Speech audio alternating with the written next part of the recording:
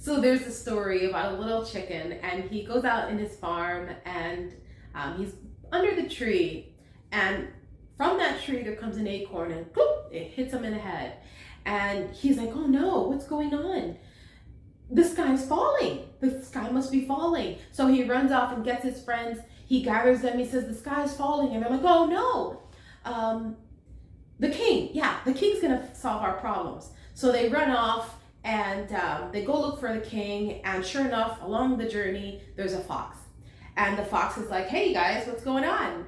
And they're like, "Oh my gosh, the sky is falling. It's out of control. We need to find the king. The king will fix everything." So the fox is like, "Actually, the king is coming to dinner this evening to my den. Why don't you follow me to my den and we can all have dinner together?" And they're like, "Oh, yes, absolutely." So they follow the fox to the den.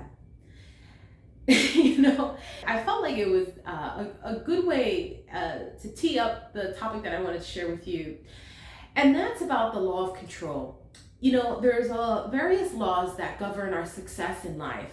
And if we follow these human behavioral laws, or as Brian Tracy calls the mental laws of success, the human performance laws, then that's going to really assure our success. So what is the law of control? Essentially, it says that you feel positive about yourself when you feel that you're in control of your life, but you feel negative about yourself when you feel that you're out of control. So there's two types of people.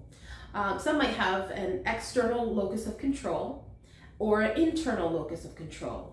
And the term locus of control really means where you place your control. And that's really a term that is used in psychology to really help understand those dynamics. And they're pretty interesting. The people that are successful and high performers are aware of this and understand this. And that's why I'm sharing it with you, is because we're working on self-development and personal development. We want to be the best version of ourselves. So we have to understand these laws that govern human behavior so that we can be objective and use these for us instead of against us, so that we can be aware of maybe some behaviors or habits that we're falling into and say, "Aha, here's a bad habit, let me course correct." And then that'll help you really reach your goals a lot faster and not get caught up in issues and problems that you can easily resolve. A person with an external locus of control is someone that generally feels anxious, stressed out, overwhelmed, and you can see this with symptoms of procrastination and low performance. And the reason why there's procrastination and low performance is because you feel, actually, I'm not in control. The reason why I'm not getting a promotion, for example, is because of my manager, my boss. And so what do you think that's going to lead to? That's going to lead to a low performance because you don't feel that you're in control of your career. So that's one example. And so essentially that leads to a victim type of consciousness, right? So whether we want to admit it or not, this type of attitude, you're really playing the victim here. You're pretty much saying you don't have control over the people, events, and circumstances.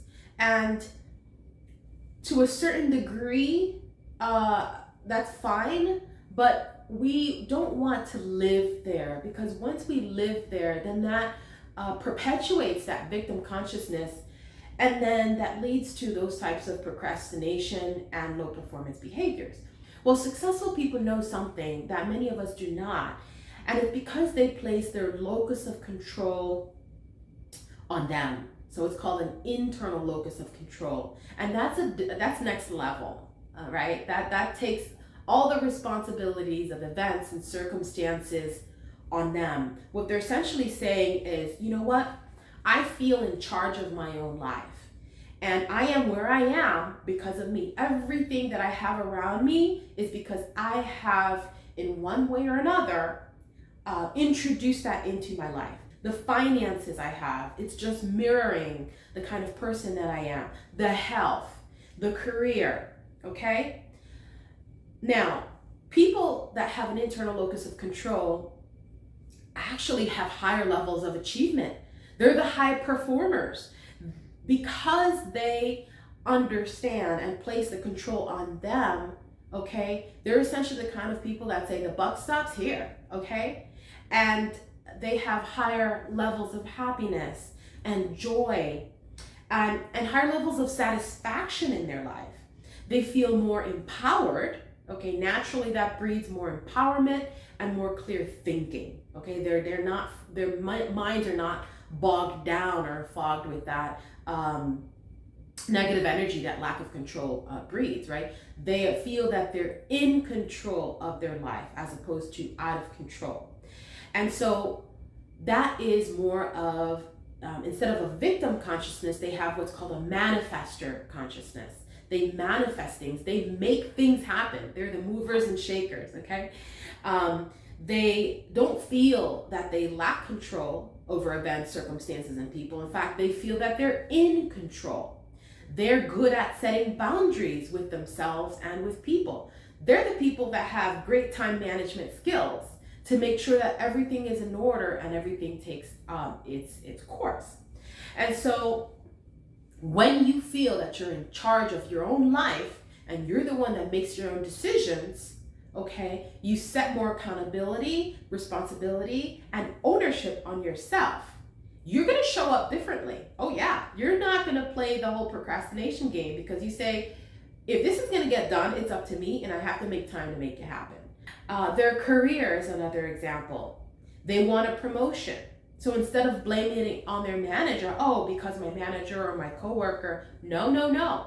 This person, instead of focusing on that, they're focusing on building their skill set. They're taking classes. They're cleaning up their resume. They're meeting with career coaches so that they can polish a few areas of their life.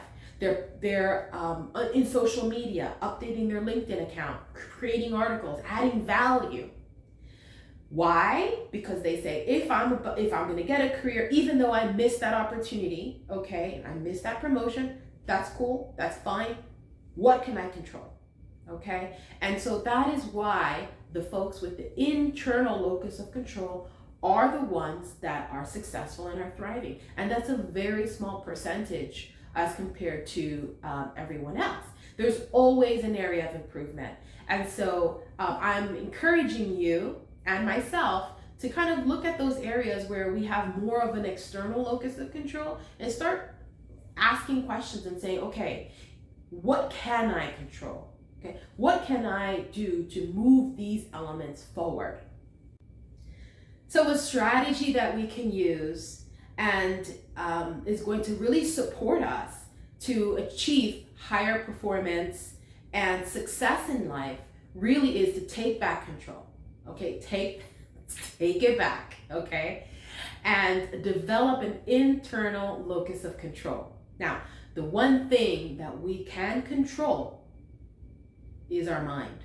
Control begins with your thoughts. What you think about, you bring about. So your thoughts are the guiding system for your life. So you want to select the thoughts you think and determine the direction of those thoughts, because that is really what's going to lead to happiness and fulfillment. You see, high performers have made it a habit to only think and talk about the things they desire. Think about the good things for personal victory in any situation. Yes, there's so many things that we can place blame on. I'm not saying that we can't help certain external circumstances. Time and unforeseen circumstance befall us all, okay? We get that. However, what can we control? Okay, you control your thoughts. Okay, let's start there. You know, there's an ancient book of wisdom that says, whatever is true, whatever is noble, whatever is right, whatever is pure, whatever is lovely, whatever is admirable, if anything is excellent or praiseworthy, think about such things. Think about such things. That's what we want to focus on. So that's the strategy. So the first strategy, okay, to get back control is our thoughts. The second strategy is cultivating the qualities of control. So what are the qualities of control? First, we want to accept the circumstances.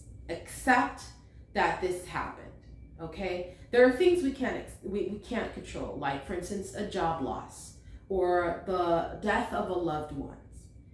And so time and unforeseen circumstance befall us all, okay?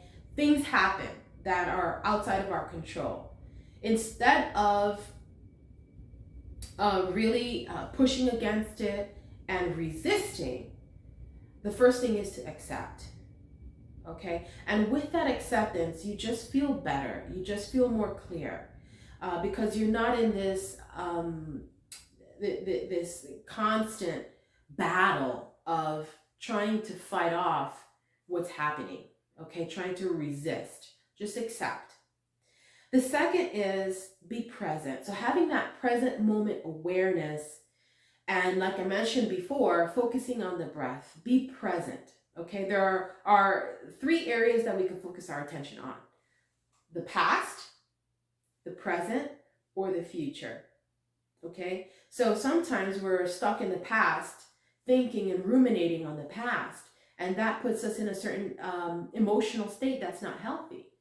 Or we're thinking about the future and ruminating about that future and all of the possibilities that oftentimes don't happen, but we're too much into the past or into the future.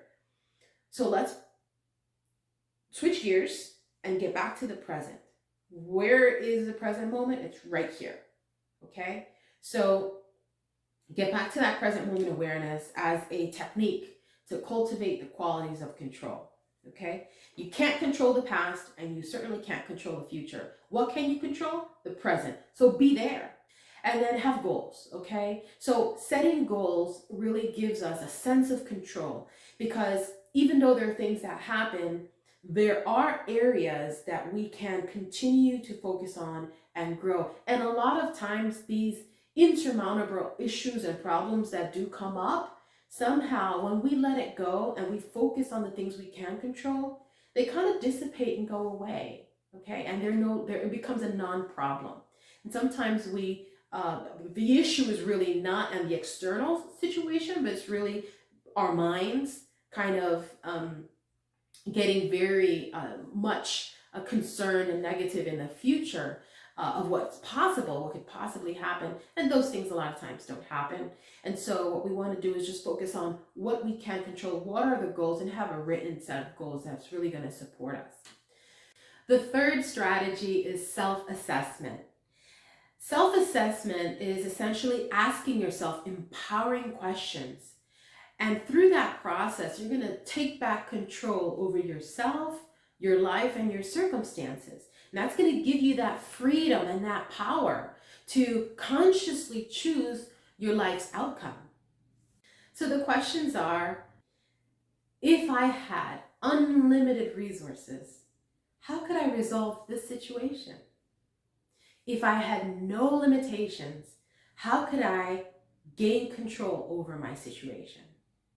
So in conclusion, that poor Chicken Little, he was out of control and really allowed external circumstances dictate his actions. The sky was falling and he followed a fox, and he was thinking he was going to get guidance from a king. He was all over the place.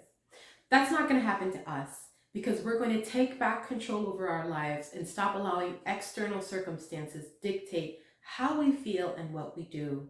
We learned about two types of people: those that have external locus of control, like Chicken Little, or those that have internal locus of control, those high performers, and those that are successful people. And that's the goal, is to get that internal locus of control. We talked about 3 strategies to get there: how we can manage our thoughts, how we can cultivate the right qualities, and also how we can ask ourselves empowering questions with some self-assessment. Hit that like button if you like this video, and also subscribe to my channel so that you are notified on new videos. I also encourage you to enroll in my goal setting masterclass that has powerful goal mapping material that's really going to support you to really achieve your dreams.